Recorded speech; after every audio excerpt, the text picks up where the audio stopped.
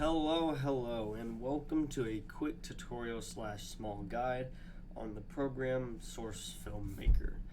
It's a 3D animation program where you can do quite a bit, so I'm just going to hop straight into it. When you first launch up the program, you'll see this box. You have name, directory, frame rate, open session, and then recent session. Name is just the name of your session. Directory is the output path for when you, so where you want your project to go once you're finished, when you export it. Your frame rate is the frame rate of the animation. This isn't going to apply for this because I'm just making a render, or essentially a poster. Now, recent session is you can go back and look at recent sessions that you want to use if you want to keep working on a session. And then open session, I can open a session through just a file as well. For the name, I'm just going to name it render. I think I already have the session name of that, so I'm just going to name it render 3. When naming your session, don't put any question marks or typically a foreign language, because it can cause your session to completely crash, or it has a higher chance for it to crash, and it can completely kill your project pretty much. Anyway, over here on the primary viewport, where it says no map loaded, right click, hit load map. I'm going to be using black void or just void. I'm going to open it, or you can click enter.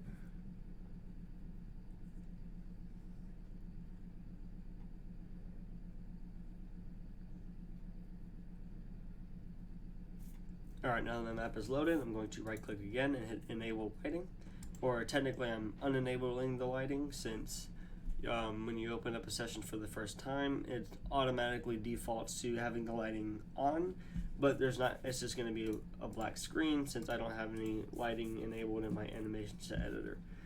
Anyways, I'm going to go ahead and give a quick little tour of things. So down here you have the timeline, you have a clip editor. Your clip editor, you can blade shots by using B, and this is where you can set everything up, and you can choose what goes in which shot, what happens in which shot. I could also go down here, I can import audio, I can do effects, I can go down more, I could do effects here, add clip to track, there's a bunch of things I can do, and I can scroll through things, and there's a lot to it. Anyways, moving on to the graph editor, this is where you would be most of the time, this is where you're going to do most of your work, at least for a render. The same would go for an animation. This is where you can do like small details to your camera, and you can do you can make your camera shake, and you can do things like that. Anyways, moving on to the graph editor. The graph editor, you can place keyframes by using M. Wait, no, I don't think I'm in this shot.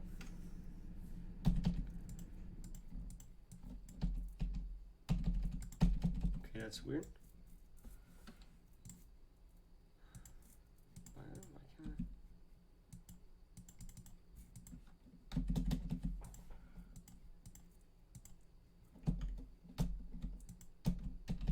Okay, that's strange. I don't know why it's doing that. Anyway.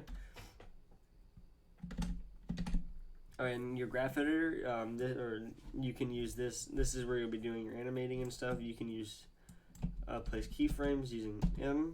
For some reason my M isn't working, so I can just use this. Oh, that won't work either for some reason. I don't know why it's doing that. I'll have to figure that out. Anyways, this is where you do your animation, where you can add keyframes. I might be able to. I can add a keyframe here. Hopefully, if it works. That's it. This basically is what a keyframe looks like, but it's not working for whatever reason. I'm not sure. Anyway, maybe I have. No, I'm not sure. Anyway, we're gonna go into the motion editor, so that way I can get started. Back up to the primary viewport, right click, hit render settings, and uncheck ambient occlusion. That makes it a lot easier to move around, and it reduces lag. I'm using WASD to move, and shift to move around a little bit quicker, and then Z and X to move up and down. Alright, now we're going to go down here over where it says work camera, hit this little down arrow, change scene camera, new camera. Okay, now we're going to come over here, hit this plus sign, hit the drop arrow, create animation set for existing elements, hit camera 1, okay. Alright, now we have your camera here, drag it into your primary viewport. Alright, looks good. Now we're going to go ahead and set up the little shot, right click in the animation set editor, create animation set for new model. I already have my model pre-typed, so I'm going to select my model once it loads. Source Filmmaker, it takes Source Filmmaker a little bit to go through all of your models and stuff. Anyway, so there's my model. Now I'm just gonna set up my shot. But before I do that, actually I'm gonna go over the little basic tools. Right here are your tools. These are two or more of rotation tools. This is more of like a sliding tool, like a moving tool. We're gonna start off with this one. Also use Control with your mouse cursor over primary viewport, and it shows all the bones of your model, and you can rotate them like so, like that. Now going back, also using Control Z undoes your action. Once you undo your action, it cannot be undone. But if I have my cursor in the animation set editor, it won't work anywhere. It only works if I'm in the primary viewport. Anyway, enough said. This is the rotation tool. You can rotate it however you want. This is another rotation tool. I can use it. Rotates it more on an axis. You can move it like that, like this. Or I can move it like this a little more freely, like the other tool. Okay. Now this tool is more of a sliding tool, as I like to call it. You do this, you can do it side to side, up and down, back and forth, or you can use these like that, and you can right click it. You can do this with all of the tools. And you go into rotation mode local. This can also help a lot, especially when posing your fingers. So now I'm going to go back into, oh, messed up my shot, or my angle. Just have to fix it. Alright, now.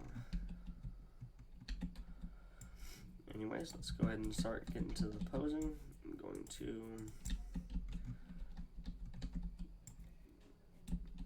to grab the spine here, move it forward a little bit, move the neck down, move the head, rotate it to the side just a little bit, still facing down, move the ears a little bit, okay.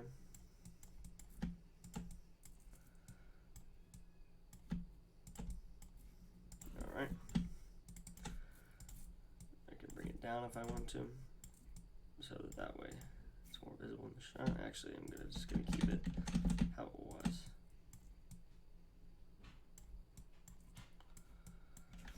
Alright, now I'm gonna move the arms down a little bit, move them down and then back.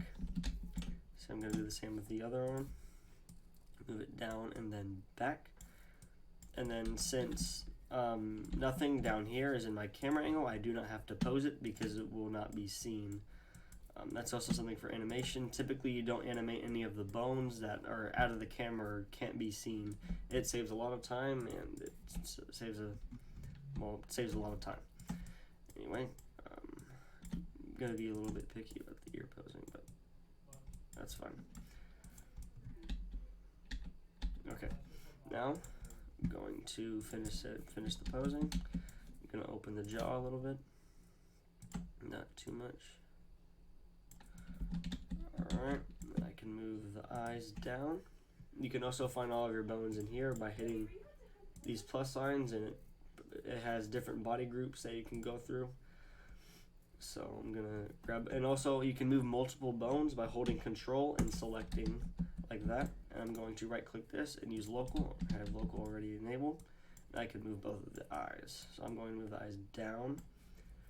Also, this model, in my case, the model has eye cases, which is just like a case that goes over the eye. I'm just going to move those down as well.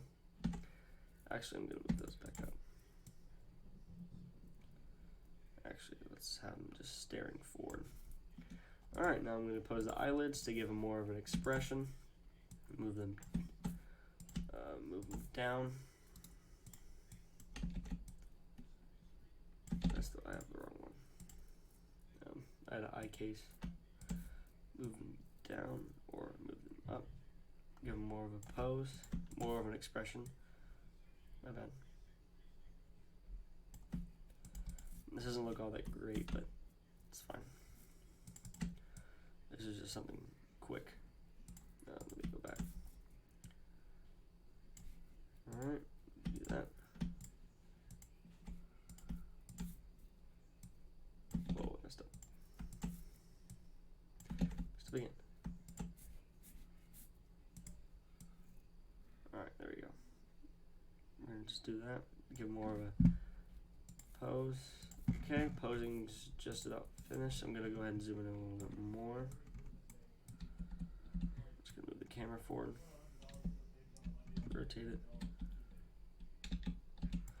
Like I said, this isn't all that great. I'm just giving a small little walkthrough. Alright, now that you have your pose, you're pretty happy with your pose and everything, we're gonna move on to lighting. Lighting is very important, and it brings a lot of life into your scene or your shot.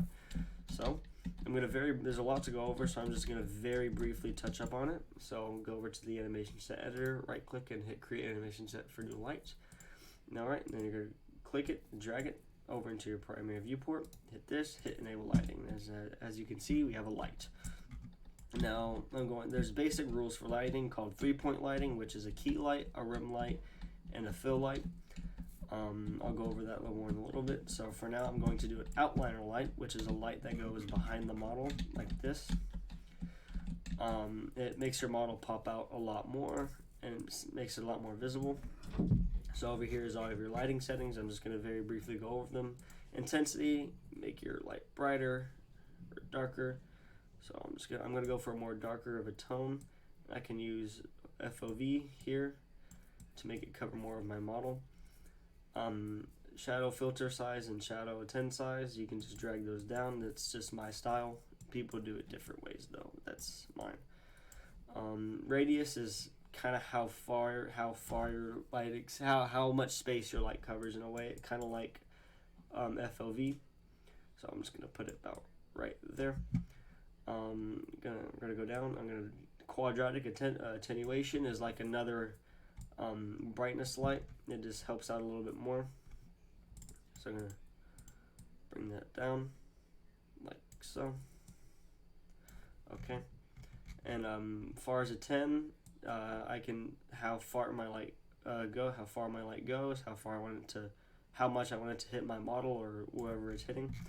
Now here we have the colors. Now it's not like, oh, I want red, drag it up, oh, there's red. Well, obviously that's not red. There's a certain way you have to do this stuff. Anyway, so I want a more I want to go for let's go for a green, kind of a greenish. So I'm gonna do this, a little bit more of a greenish tone. Actually, no, let's go for a more bluish tone, like so. Nothing too fancy. All right, now I got my outliner light. So if I want to use the same light in another spot, I can right click it, copy it, right click again, and then paste it.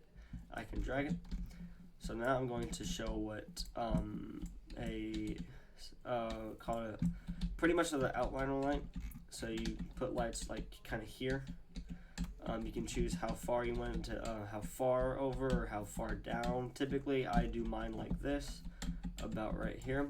All right, now I'm going to do another one on the other side. Like so. Alright, also I'm going to turn up the radius a little bit, so that way it can hit the model a little bit more. Now I have this. I'm actually going to turn down the brightness of these side lights. They're way too bright for my liking. I'm going to dim the backlight as well.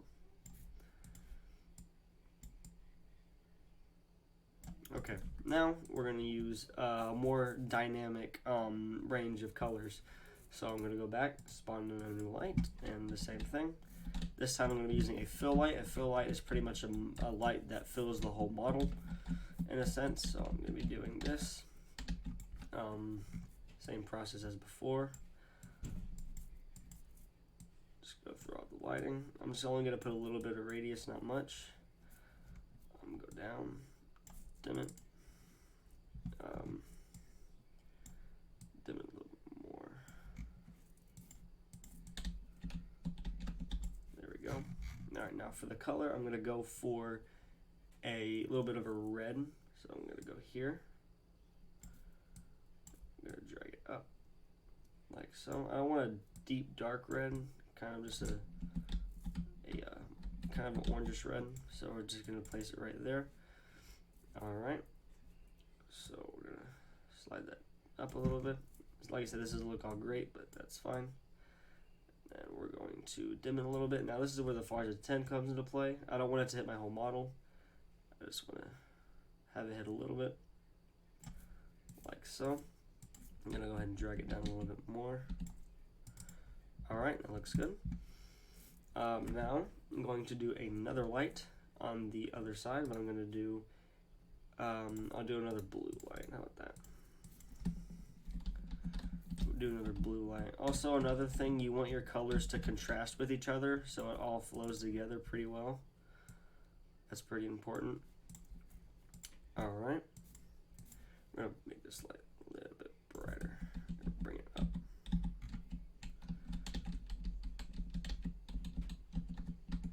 All right, there we go. Like I said, this doesn't look all that great, but whatever. Okay, now I'm going to do an overhead light, which is just a light that goes over the model, like this. All right. So now I'm gonna dim it. There we go. Now I'm gonna change this light right here again. Make it a little bit more of a fill. Okay, I'm gonna dim it. Okay. Then I'm gonna use wrong light. Use Farza 10 again. Just so it only hits a little bit of my model. Actually, well, that's too much.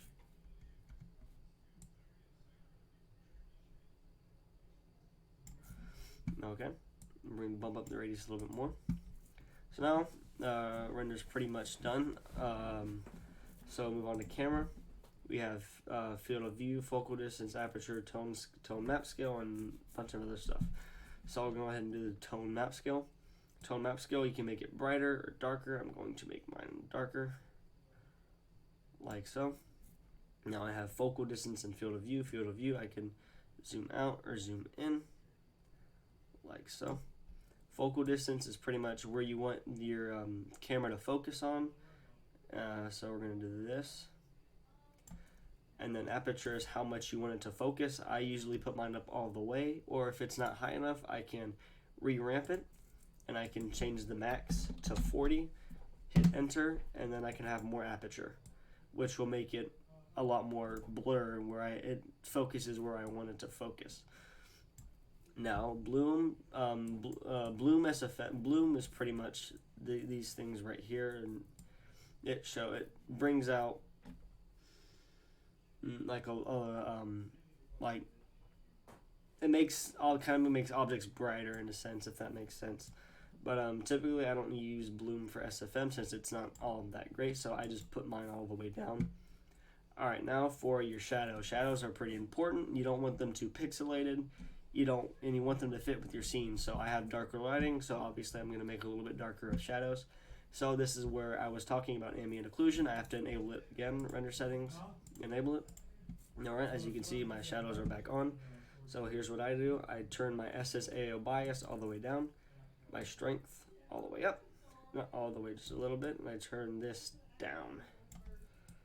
Get a little something like that. Alright, not too bad. Okay, now I'm going to mess with my lighting just a little bit more. I'll probably cut this part out.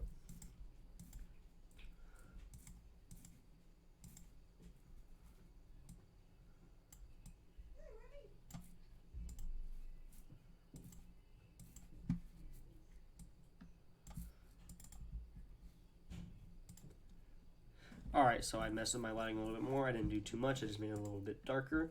So now I'm going to add eye lights. Eye lights are pretty easy, so just spawn an eye, or a light. Do this. We're going to go into the eye right here. let's make it facing towards the eye, like so. Whoops.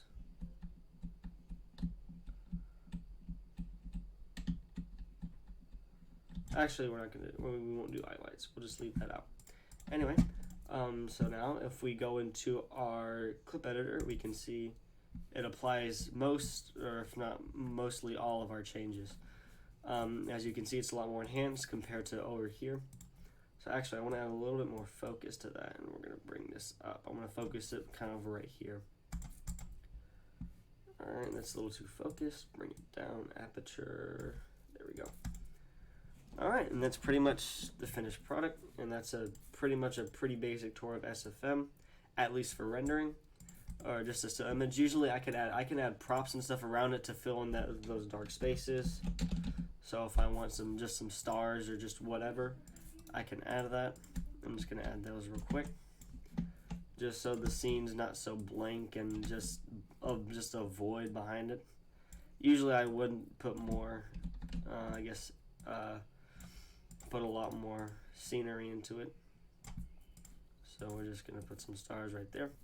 And also, if this is too big, I can go hit this plus arrow, go to body, root transform, or I can do root. I'm going to do root. Right click it, add scale, control transforms, and then I can make it bigger or I can make it smaller. I'm gonna make this smaller. There we go. Alright, we're gonna do this. Go back here. Now my stars are barely visible, so I'm gonna bring them back up a little bit more. There we go. Not too bad. Alright, and now for the final part, we're going to be exporting it. So go up here to File, Export Movie. You don't want to go to Poster, go to Movie, Save. Alright, now here is something that's also very important. We're going to go to Export Movie. We're going to change movie to image sequence because we're not rendering an animation. We're just rendering a single photo, a one frame thing. So leave that. Duration, custom, seconds to frames, and then this 1080p. To get 1080p, you have to do a command line for Steam. You have to go into Steam and you have to write a command line. That's how you get 1080p. Go ahead and make that to 1, and then I uncheck that. And then for an animation, there's more settings all through here for animation stuff. I'll probably go over that in my next vlog. Alright, and that's the basics of Source Maker for making a render. We're going to hit Export Movie. And as you can see, it's just quickly exported my one frame. So we're going to go to the file location of where I had it. And that is, where is it? I can't find it. Here it is. Go here. Takes a little too low. Alright, and here is my final product. I hope I was able to touch up on enough things and give a pretty good basis of how the program works and how and all that. And yeah, thank you for checking out my vlog, and I hope you have a great day.